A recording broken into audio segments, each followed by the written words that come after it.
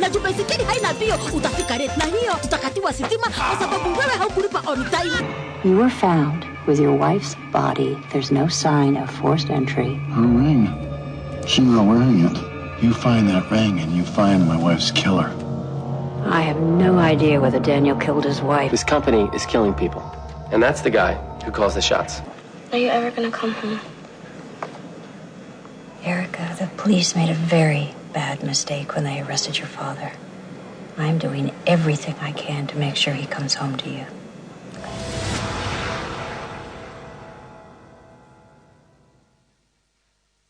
Avoid the hustle. Avoid the queues. Pay your electricity bill 2 days before the due date or earlier at any Easy Pay point anywhere in Kenya.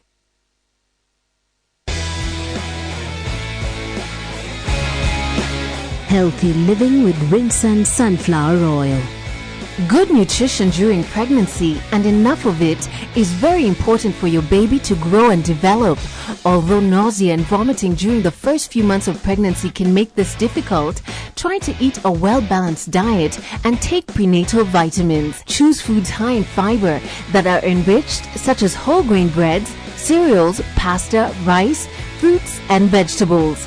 Eat and drink at least 4 servings of dairy products and calcium-rich foods a day to help ensure that you are getting 1,000 to 1,300 milligrams of calcium in your daily diet during pregnancy. Keeping active will also help to prepare you for the birth by strengthening the muscles of the pelvic floor, which come under great strain during pregnancy and childbirth.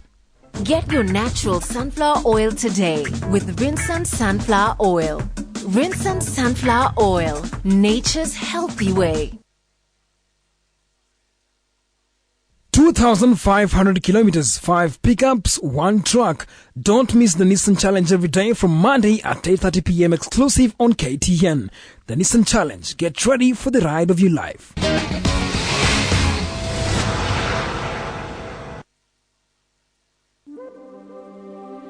Kenya Airways' dream of a new Africa competing on a global scale is now becoming reality with the Kenya Airways rights issue. And we're inviting all our shareholders to own a piece of the dream of 9 new Boeing 787 Dreamliners, the world's most modern passenger aircraft, spearheading a fleet of over 100 new aircraft, uniting every capital in Africa with major destinations across the globe. Don't miss out on the Kenya Airways rights issue. Apply now for your rights and let's turn our dream into reality. Kenya Airways, the pride of Africa. Je, unapenda na kuelewa vyema kabumbu? Basi chukua mic. Bonga boli katika ulimwengu wako wa mabingwa Supersport.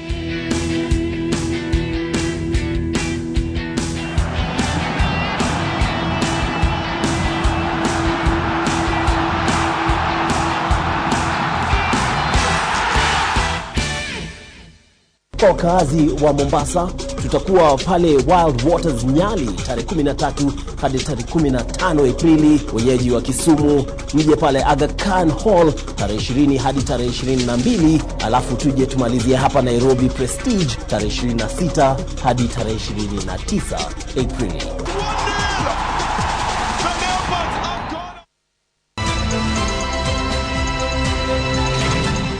KTN Business Today, in association with CBA. We can make the most of what we have. CBA, time for more.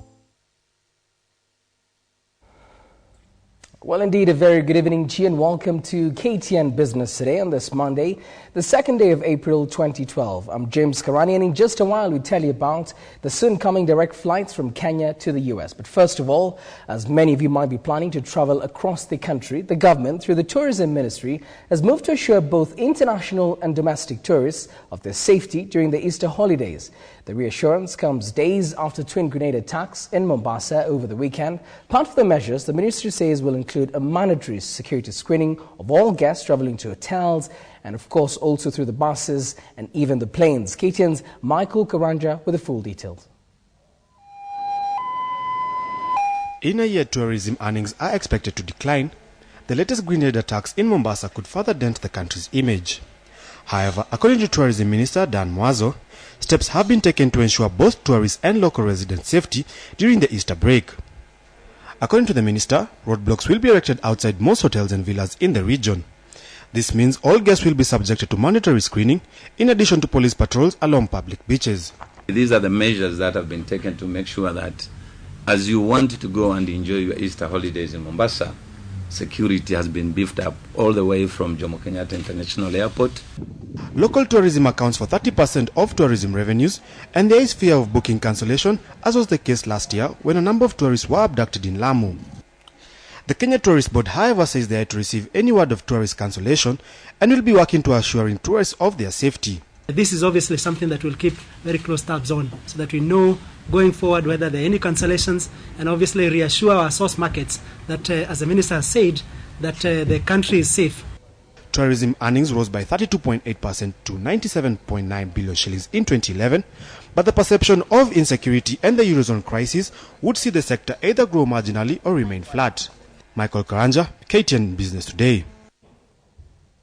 Direct flights from the United States of America could soon land at the JKIA. According to the U.S. Ambassador to Kenya, Scott Gratian, the upgrade of the airport is well on course to achieve the required satisfaction, according to the American authorities, which will basically allow flights to and from the JKIA to the U.S. The ambassador added that only a few issues remain before this could become a reality.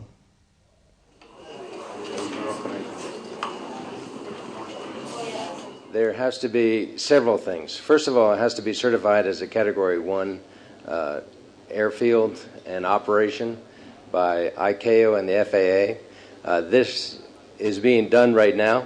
I'll tell you, the government of Kenya is very serious about taking the steps that they need to take. There has to be an inspection program put in by KCC, and that effort is being done right now. We're also seeing that the facilities themselves are being upgraded. Unit 4 has to have an inbound and outbound passenger system where there cannot be an intermingling of either of those passengers. That is being done in Terminal 4. Also, there has to be a baggage handling system that meets international standards, and we're hoping that that equipment will be ordered very soon and put into place also. The government, through the Central Bank of Kenya, plans to carry out annual reviews of mobile money transaction in a bid to protect the platform from cybercrimes. This is also to ensure the system is not abused, as it serves the vital role of financial inclusion, especially to low-income earners across the country. Speaking at the African Mobile Money Research Conference in Nairobi, Information and Communication PS Bitangen Demo called the introduction of virtual identification system in addition to the existing physical ones as a measure of curbing fraud. Any economy that uses successfully a large amounts of cash, it also brings in a lot of corruption. With its popularity growing across the globe, cases of fraud targeting mobile money transactions have been on the rise. This has largely been attributed to the ease of carrying out transactions, with cases of dealers not adhering to the laid down regulations.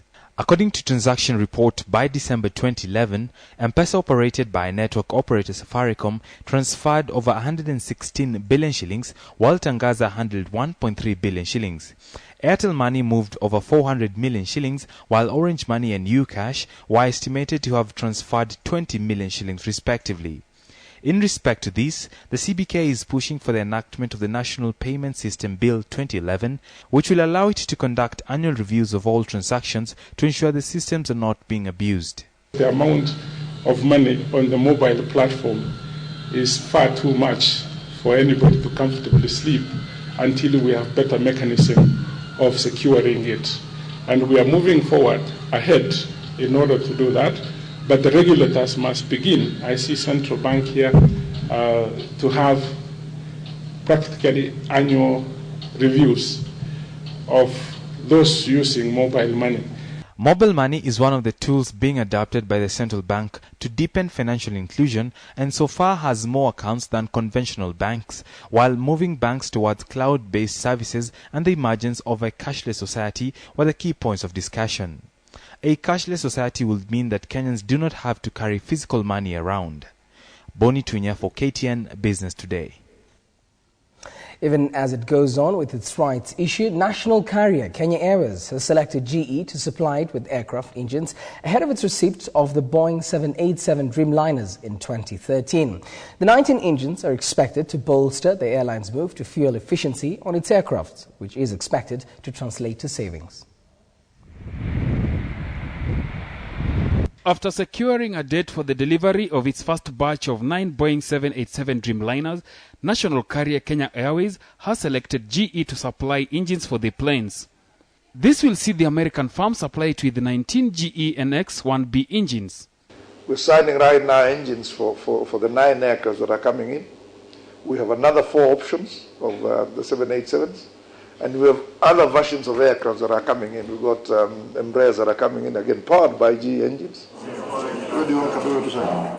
The engine order, estimated at $380 million is expected to improve on the airline's fuel efficiency by about 17%.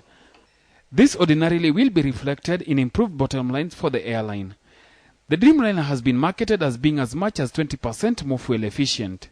We are now equipping or powering most of the aircrafts that Kenya Airways will be flying, the Embraers, the 777s, and now the 787. Apart from the supply of the engines, GE will also be expected to train KQ's technical staff to help in maintenance and servicing of the engines. The deal is part of the airline's ambitious expansion project that will see it increase its fleet as well as destination. A rights issue to raise the funds for the expansion opened today in Nairobi.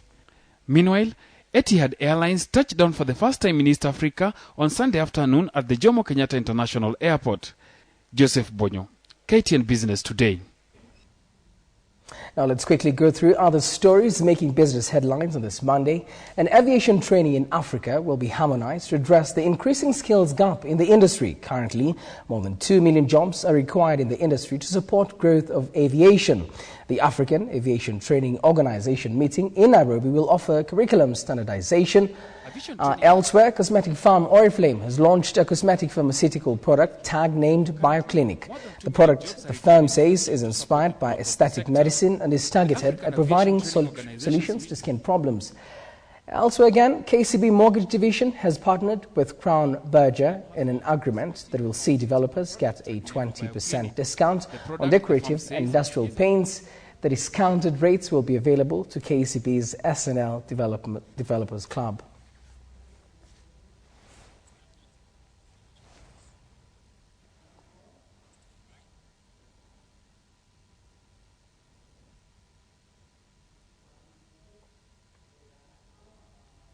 Well, and finally there, Equity Bank today awarded 250 top students in last year's KCSE through its university sponsorship, leadership and mentorship program. The students will each benefit from the sponsorship estimated at 720,000 shillings each. Well, time for us to take a look at how the Kenyan shilling performed this Monday. Well, it is pretty much where we left it at on Friday. And this is because most industry players are awaiting that much-awaited decision by the Monetary Policy Committee on Wednesday.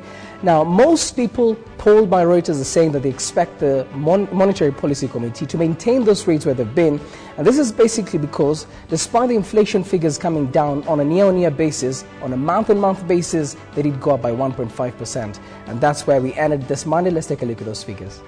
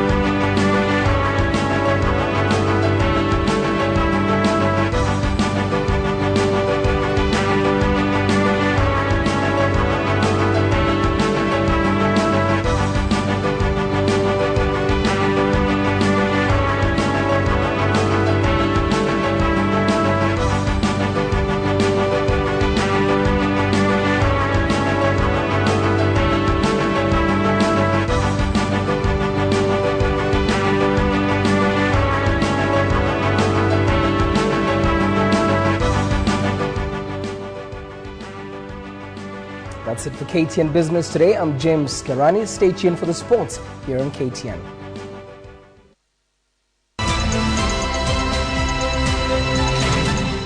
KTN Business Today, in association with CBA. We can make the most of what we have. CBA. Time for more.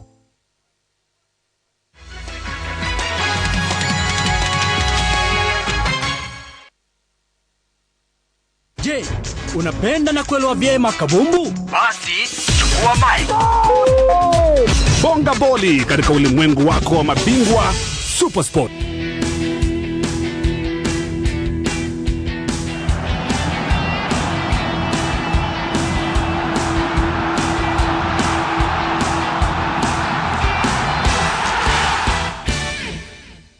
Kwa wakazi wa Mombasa, tutakuwa pale Wild Waters Nyali tarehe 13 hadi tarehe 15 Aprili. Wenyeji wa Kisumu mje pale Aga Khan Hall tarehe 20 hadi tarehe 22, alafu tuje tumalizie hapa Nairobi Prestige tarehe 26 hadi tarehe 29 Aprili.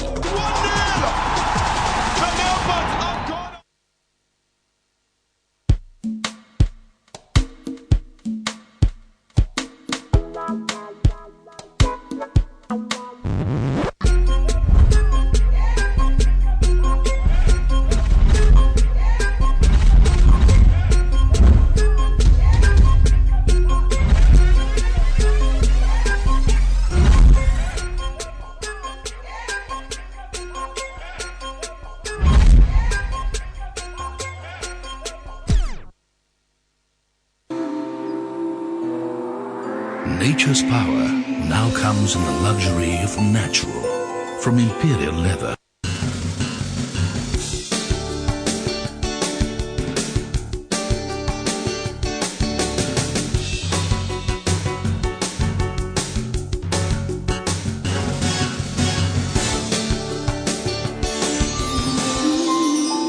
Natural, from Imperial leather. Nature protects best. Je, unapenda na kuelewa vyema kabumbu? Basi chukua mic. Yuko katika eneo la hatari. Bonga boli linakuja karibu nawe kutafuta mtangazaji wa Kiswahili wa soka yani kabumbu ukipenda katika Supersports. Kwa maelezo zaidi nenda katika mtandao ufungue supersports.com na huenda ukawa mtangazaji wetu wa mechi zijazo KPL. Bonga boli katika ulimwengu wako wa mabingwa Supersport. 2,500 kilometers, 5 pickups, 1 truck. Don't miss the Nissan Challenge every day from Monday at 8:30 p.m. exclusive on KTN. The Nissan Challenge. Get ready for the ride of your life.